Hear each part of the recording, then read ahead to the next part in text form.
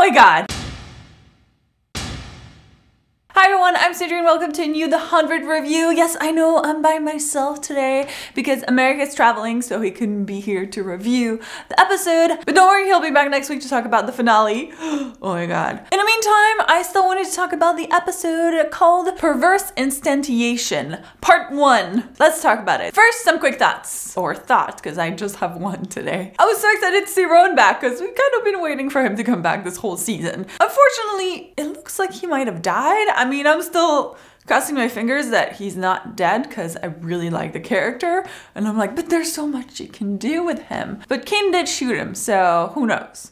Who knows? I'm still rooting for him though. Didn't see a body, so he's not dead. Moving on to Arcadia. So Raven, Monty, Jasper, and Harper stayed behind to try and crack the code, and then things went crazy because Jasper got chipped. Holy crap. I personally didn't see it coming. A couple of you actually wrote that you thought Jasper was chipped in last week's review, which I was like, that would be a good twist because I did not see that coming. And you were right. He totally got chipped. Where, like, how did I not see this? I didn't see it, but wow, amazing. And not only did he get chipped, he stabbed Monty. I mean, that reveal was crazy. And also last week we talked about the fact that Monty and Harper got together and it was kind of out of left field, like why did that happen? And a couple of you mentioned that, well, it's probably so that they can kill her off. And by connecting her to Monty would have a bigger emotional impact than if she was just Harper that we see sometimes.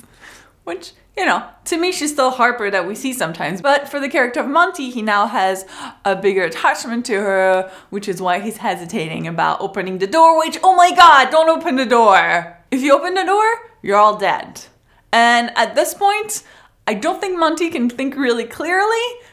But in this case, I feel like Raven should be the one to be like, I'm sorry, Monty, I can't let you open the door, because she has less of a connection to Harper. I mean, you know, they're friends, but at this point, she's the only one who can think about the greater good and do what's necessary. She's gotta be Jack Harkness on this one. That's a Torchwood reference, by the way. If you haven't seen Torchwood, my god!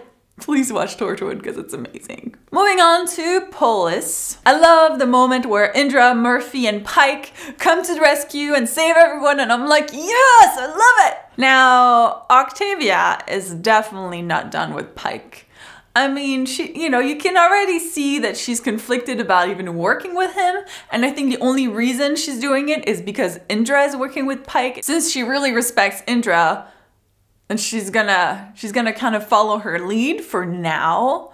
But I definitely predict that when Allie has been defeated, she's gonna kill Pike. I mean, that's gotta happen. Or at least she's gonna try. It's like Allie's dead, Octavia is like... I also love that Indra went back to save Kane from the explosion, and I was like, oh, you really care for him. Really a good reminder of the friendship they've built, and she obviously really cares for him, so I was like, yes. Speaking of saving people, I also really like that Murphy just kind of was like, yeah, whatever, I want to save myself and Maury too.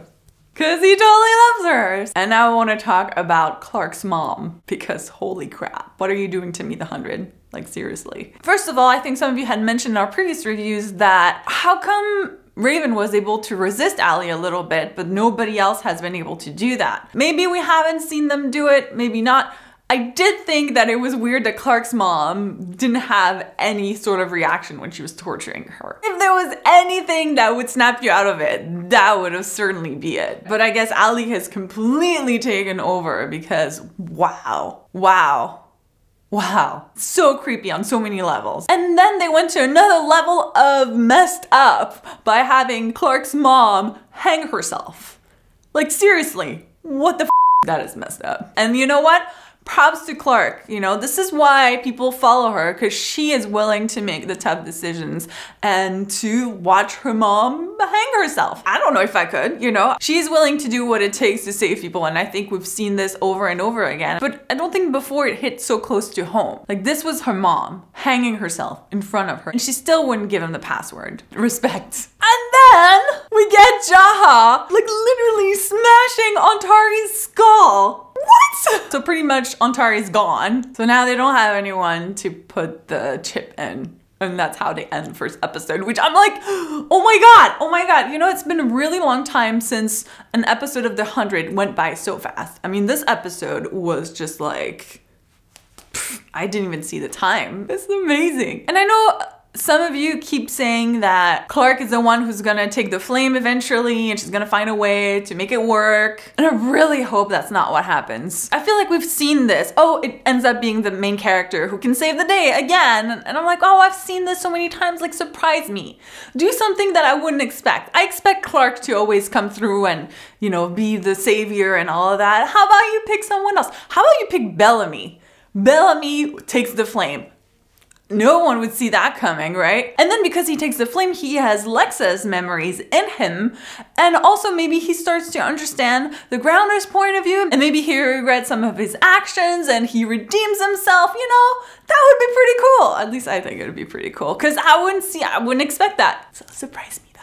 Overall, a really, really, really good episode. This is, I think, one of my favorite episodes this season, so. But of course, those are my thoughts. I'd love to hear what you thought of this episode. Did you love it as much as I did? Do you want Clarke to eventually take the flame? Do you think it would be cool to have someone else take the flame? Let me know in the comments. Don't forget to subscribe if you haven't yet so you don't miss our 100 reviews. Thank you guys so much for watching, and we'll see you next week. Bye! Feels weird without Americ. Kind of want to know what he thinks of the episode now, because I don't know, so.